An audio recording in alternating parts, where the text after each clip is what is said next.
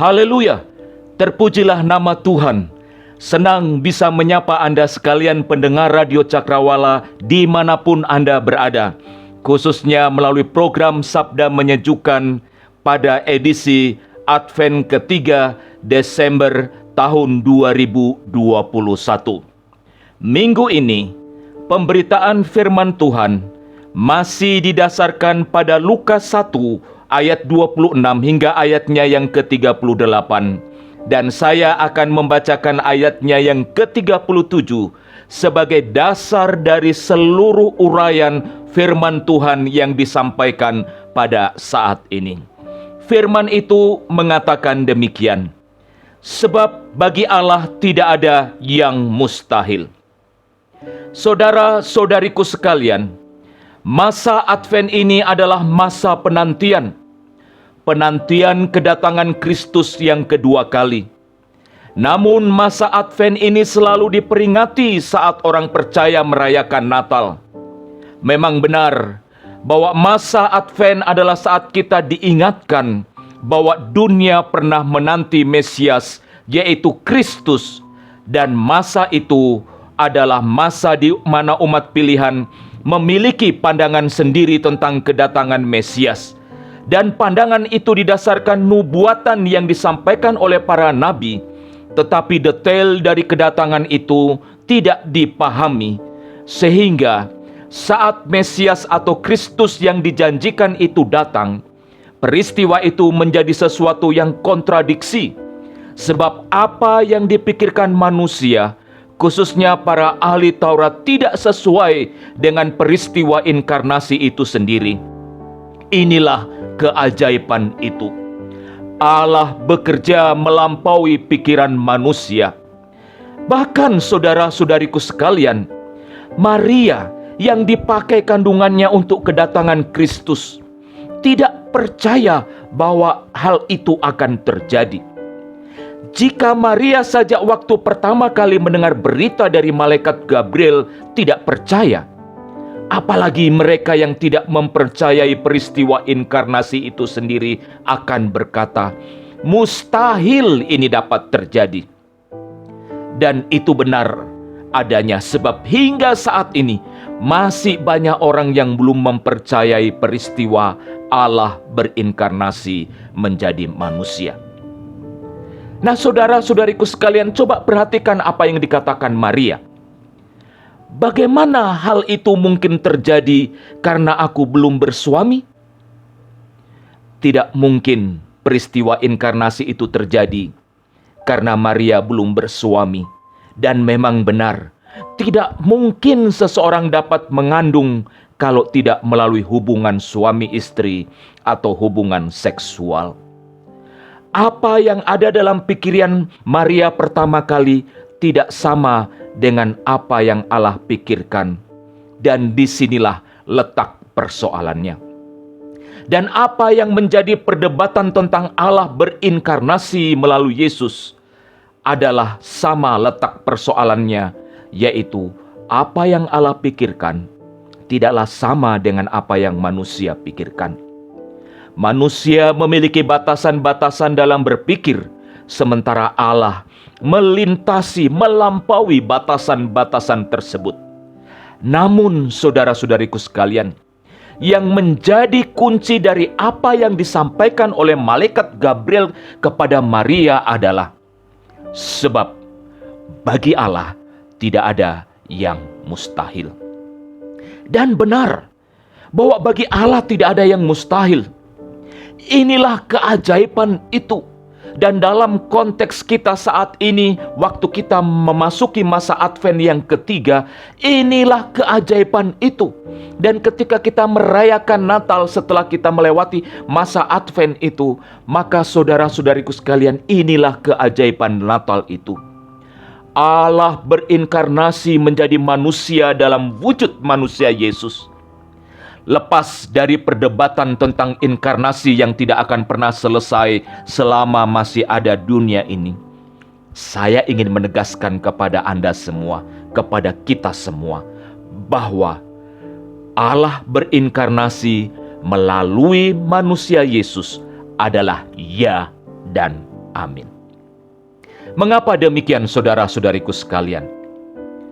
Adalah kedaulatan Allah untuk menggenapi rencananya di dalam pemerintahannya melalui berbagai jalan yang tentunya manusia tidak dapat menyelami.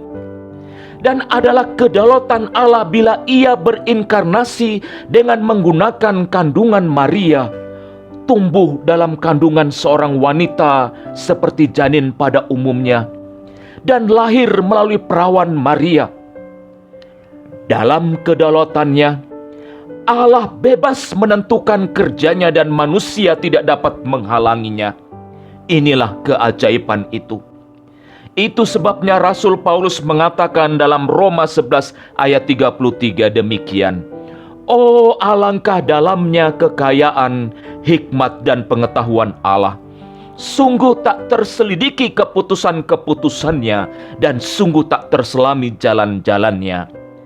Saudara-saudariku sekalian, manusia tidak dapat menyelami pikiran Allah dan manusia tidak dapat membatasi kerja Allah untuk mewujudkan keselamatan bagi umat manusia.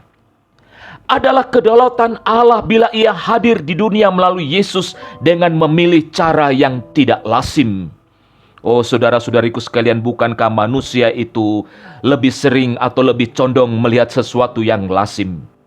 Tetapi peristiwa Allah berinkarnasi, Allah menjadi manusia, adalah yang tidak lazim dan yang tidak pernah terjadi di dalam dunia kecuali waktu Allah datang melalui Kristus. Dikandung bukan dari hasil hubungan seksual adalah sesuatu yang tidak lazim. Lahir dengan memilih kandang yang kotor. Lahir saat hiruk pikuk manusia mendaftarkan diri untuk disensus. Dan inilah sensus yang pertama kali terjadi di dunia. Adalah kedaulatan Allah saat Ia hadir di dunia melalui Yesus, disembah bukan oleh orang-orang cendekiawan religi, melainkan oleh orang-orang yang sederhana seperti para gembala dan kaum cendekiawan bangsawan, yaitu para Majus.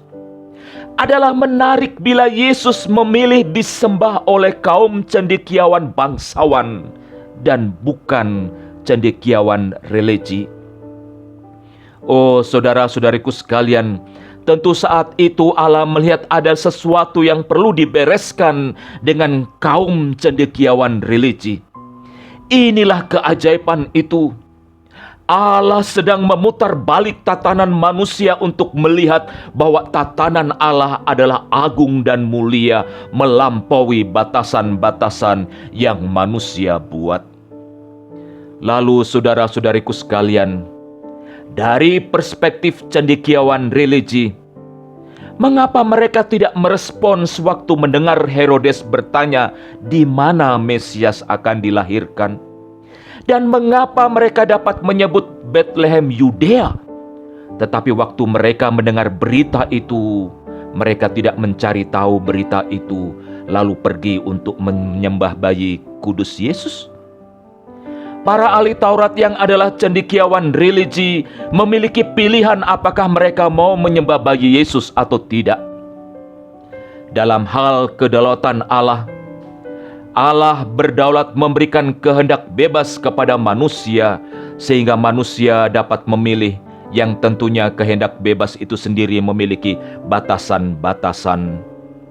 Itulah sebabnya mengapa ahli Taurat yang adalah golongan cendekiawan religi tidak menjadi saksi atas peristiwa bayi Kristus datang, karena mereka menggunakan kehendaknya untuk tidak datang menyembah bayi Yesus. Oh, saudara-saudariku sekalian, Immanuel adalah nama khusus yang diberikan atas Mesias yang akan datang. Istilah Mesias pada saat itu adalah hal yang umum digunakan. Tetapi tahukah kita, ketika Kristus datang, ketika Kristus disebut bahwa Dia akan datang, disebutkan dengan menggunakan istilah Mesias yang khusus dengan sebutan Immanuel, yang berarti Allah beserta kita.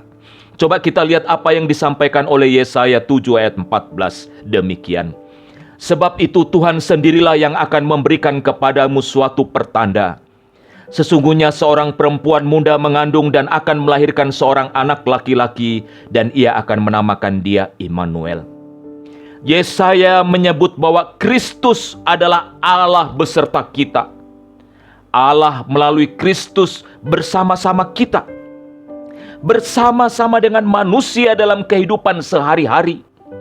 Ia tidak lagi dikenal sebagai Allah yang jauh atau transenden, tetapi ia bersama-sama dengan kita. Oh, bukankah ini merupakan keajaiban?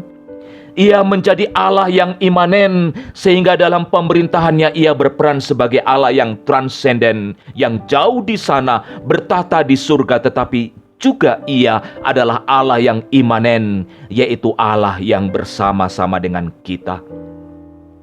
Dan adalah kedaulatan Allah bila ia berinkarnasi menjadi manusia, dan dalam keadaannya sebagai manusia ia mau menderita, mati, dan dikuburkan. Pertanyaan-pertanyaan yang sering diajukan kepada kita sebagai orang-orang percaya adalah, adakah Tuhan bisa mati? Bukankah doktrin ini menjadi perdebatan yang tak habis-habisnya? Namun yang jelas adalah Allah berdaulat jika ia berinkarnasi, dan saat ia menjadi manusia, ia harus menderita dan mati. Itu adalah kedaulatannya dan manusia tidak dapat menyangkalnya.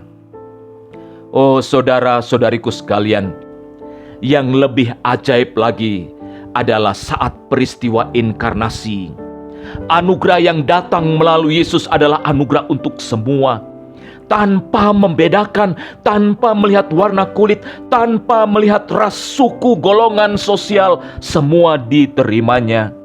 Bukankah ini sesuatu yang ajaib? Benar, saudara-saudariku sekalian, inilah keajaiban itu. Sebab saya dan Anda yang tidak layak, namun oleh karena anugerah itu, maka kita dilayakkan dan dijadikan anak-anaknya. Keajaiban itu adalah keajaiban di dalam Kristus. Suatu kehidupan di mana kita hidup di dalamnya dan mengalami berbagai manifestasi oleh karena anugerah yang ada di dalamnya. Terkadang kita hanya berpikir bahwa anugerah itu adalah sesuatu pemberian yang kita terima, dan kita cukup berpikir bahwa anugerah itu sudah kita terima. Memang benar, saudara-saudaraku sekalian, yang terpenting adalah bagaimana kita sudah menerima anugerah itu. Tetapi pernahkah kita tahu bahwa saat anugerah itu diberikan, sesungguhnya Allah telah menyediakan berbagai keajaiban-keajaiban di dalamnya. Dan alasan mengapa ia menyediakan berbagai keajaiban adalah ia mau memakai kita untuk memberitakan anugerah itu kepada orang lain. Coba perhatikan apa yang disampaikan oleh Petrus demikian. Tetapi kamulah bangsa yang terpilih, imamat yang rajani, bangsa yang kudus, umat kesayangan Allah sendiri, supaya kamu memberitakan perbuatan-perbuatan besar dari Dia yang telah memanggil kamu keluar dari kegelapan kepada terangnya yang ajaib. Rasul Petrus menyampaikan bahwa kita hidup di dalam anugerah ilahi adalah ketika dipakai untuk memberitakan perbuatan-perbuatan yang besar di dalam Dia. Bagaimana kita melihat firman ini dalam konteks kehidupan orang-orang percaya dewasa ini? Oh saudara-saudariku sekalian, pertama-tama harus kita lihat bahwa semua mungkin terjadi di dalam dan melalui kita karena peristiwa inkarnasi itu sendiri. Allah yang transenden itu masuk dalam setiap ruang hidup manusia dalam wujud manusia melalui peristiwa inkarnasi. Dan Allah yang transenden itu tidak hanya masuk dalam setiap ruang hidup manusia, tetapi seluruh alam raya ini, seluruh semesta ini. Itu sebabnya perkataan malaikat Gabriel yang mengatakan, sebab bagi Allah tidak ada yang mustahil. Substansi dari keajaiban itu adalah Allah menjadi manusia, atau yang disebut dengan inkarnasi. Dan akibat dari keajaiban itu, maka ada keajaiban-keajaiban yang mengikuti. Keajaiban-keajaiban yang mengikuti disediakan bagi kita. Inilah dasar kita pada Advent ketiga ini merayakan keajaiban di dalam Dia yang Maha Kudus. Inkarnasi itu mengubah segala sesuatu, dan inilah keajaiban itu. Allah mengubah pernyataan dirinya dari Allah yang tidak dapat didekati karena penuh kuasa dan kemuliaan, menjadi Allah yang hadir dan dapat dijamah oleh manusia melalui kehadiran Yesus. Inilah zaman kita merayakan keajaiban. Biasanya kita sering mengatakan inilah zaman anugerah. Maka di dalam anugerah itu, saudara-saudaraku sekalian, saya ingin menegaskan bahwa kita merayakan keajaiban-keajaiban. Dan kita tidak boleh terfokus pada keajaiban-keajaiban atau mujizat-mujizat yang telah terjadi pada waktu yang lampau. Karena itu adalah bagian dari perjalanan hidup kita. Tetapi sebagai orang-orang percaya yang tetap hidup di dalam anugerah itu, kita terus memfokuskan pada pandangan ke depan. Sebab pada pandangan kita ke depan itu Allah terus menyediakan keajaiban demi keajaiban dalam kehidupan kita sebagai orang-orang percaya, asalkan kita tetap hidup di dalam anugerahnya yang berlimpah. Oh saudara-saudaraku sekalian, percayakah Anda akan hal ini, bahwa Allah di hadapan kita, di depan sana, masih menyediakan keajaiban demi keajaiban bagi kita semua. Keajaiban itu bukan saja kita alami saat kita sembuh dari sakit penyakit, atau dilindungi dari bahaya maut. Keajaiban itu bukan saja saat rumah tangga kita terancam dan Allah hadir melalui orang lain untuk menolong dan memulihkan, tetapi juga ketika pelayanan kasih yang kita lakukan, yang Anda lakukan di masa Advent atau pada masa Natal dan hari-hari selanjutnya, adalah bagian dari manifestasi kerja Allah melalui hidup kita, dan kita didorong untuk mewujudkan kasih Kristus melalui kehadiran saat orang lain membutuhkan pertolongan, dan seolah-olah tak satu pun dari orang-orang yang ada di sekitar mereka mau peduli. Saat itulah kita harus hadir. Saat seperti itulah Anda telah mempresentasikan Kristus. Bukankah ini salah satu tujuan inkarnasi itu, yaitu Allah menjadi manusia dalam wujud Kristus? Pelayanan kasih yang didasarkan iman kepada Kristus adalah bagian dari kerja manifestasi Allah melalui hidup kita. Sebab saat orang membutuhkan kehadiran seseorang dan saat itu rasanya tidak mungkin ada yang hadir, tapi Anda menolong, Anda digerakkan untuk melakukan hal itu, sesungguhnya Anda telah menjadi keajaiban bagi orang lain. Keajaiban demi keajaiban yang kita terima, yang kita alami dan bagikan adalah bagian dari perayaan atau celebration in Christ. Perayaan di dalam Kristus. Kita merayakan keajaiban itu sebab manifestasi kerja Allah di dalam Kristus ada di dalam diri kita. Kita yang berdosa disucikan, dikuduskan untuk melakukan perbuatan-perbuatan besar dalam kehidupan ini, untuk menyatakan karyanya di tengah-tengah dunia yang saat ini sedang mengalami keputusasaan.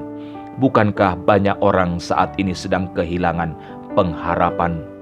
Dan percaya saudara-saudariku sekalian, kalau kita tetap setia, maka Allah akan terus memakai Anda untuk menjadi sarana memberitakan keajaiban di dalam Kristus. Saudara-saudariku sekalian, Advent ketiga, mari kita rayakan keajaiban di dalam Kristus sebagai wujud dari tema kita tahun ini adalah merayakan refleksi kekudusan di dalam Kristus. Tuhan Yesus memberkati Anda sekalian. Mari kita berdoa. Bapa dalam kerajaan sorga, kami datang kepadamu. Kami berterima kasih karena pada saat ini kami boleh mendengarkan firman-Mu. Terima kasih pada Advent yang ketiga ini Engkau mengingatkan lagi kepada kami semua, kepada pendengar Radio Cakrawala dimanapun mereka berada, bahwa ini adalah zaman, bahwa ini adalah saat kami merayakan keajaiban di dalam Kristus.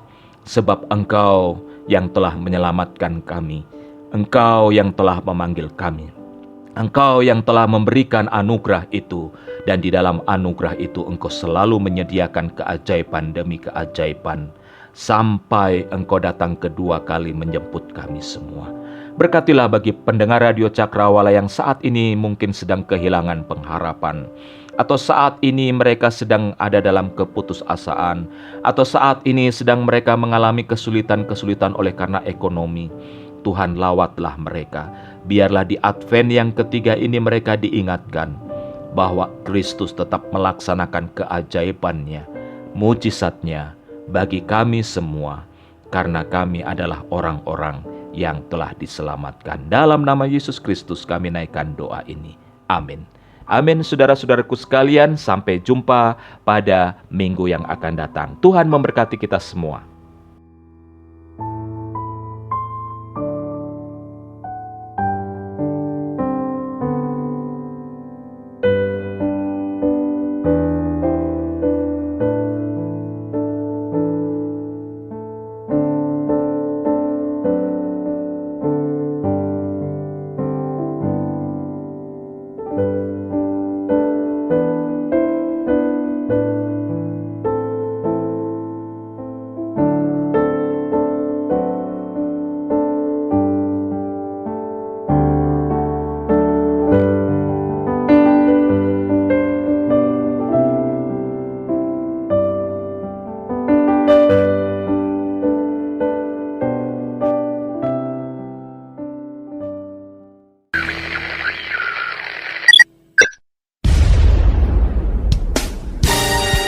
Pastikan Anda tetap bersama dengan kami di gelombang 89,2 FM, The New Cakrawala Radio.